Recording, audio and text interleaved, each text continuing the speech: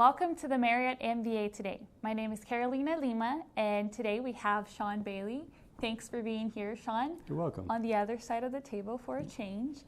What you do know about Shaun is that he's an awesome MBA finance student and part of our MBA Today group. But what you might not know about Shaun is that he's also a TA for a finance undergrad class. So Shaun, why don't you tell us the class that you TA for?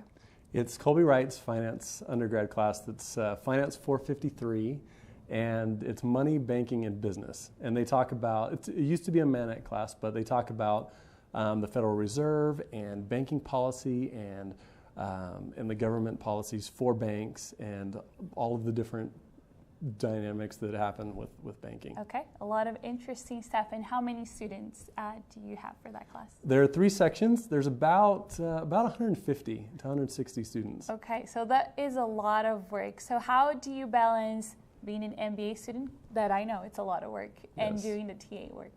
Well, the TA part of my responsibilities are a lot more than I expected, a lot more.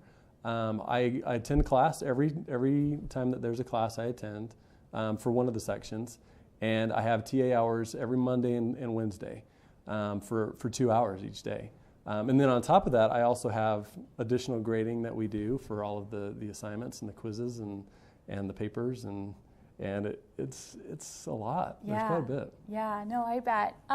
So how do you, when did you graduate? I graduated in April of 2005. So it's been a few years. Mm-hmm. And how did you feel like working with the undergrads again? How do you see them in a different perspective now? Yeah, so first of all, they're young.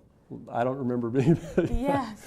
But they're brilliant. There are some amazing students at BYU, just extremely smart. But at the same time, you can kind of see that they're still pretty immature when it comes to being in the business world. They understand what school is all about. They got that down. But when it comes to being in the business world, there's certain things that they don't know yet. And so as a TA, you're almost like a big brother trying to instruct them on, you got to make sure that you do this, and mistakes in your resume are not good, and all those kind of things. Right. In addition to all of the things you do as a TA. Yeah. So you also do a lot of some personal work and working with their personalities and try to shape it a little bit better to be better professionals in the. Yes, and the main thing that I do is I grade thought papers. And so I'll spend a lot of time just writing things down on their papers to make sure that they understand that certain things that you say in a paper may not kind of fly in the business world, and some of the concepts that they're thinking through are not really developed, and so you try to help them that way as well. Right. And how do you feel your life has changed from being an undergrad to now an MBA? Yeah, well, we had our first daughter when I was a senior, basically, in 2004. And our second daughter came in 2011. So we've added another member of our family, first of all.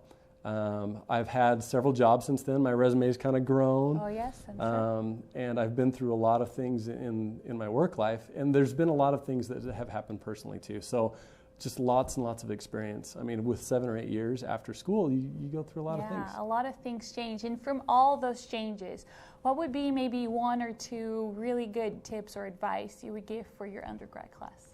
Yeah, so the very first thing that I would say is that you want to make sure you understand where you're going. When I came out of school, I probably didn't have as clear a picture as I probably should have. And it took me a little while to find where I wanted to be.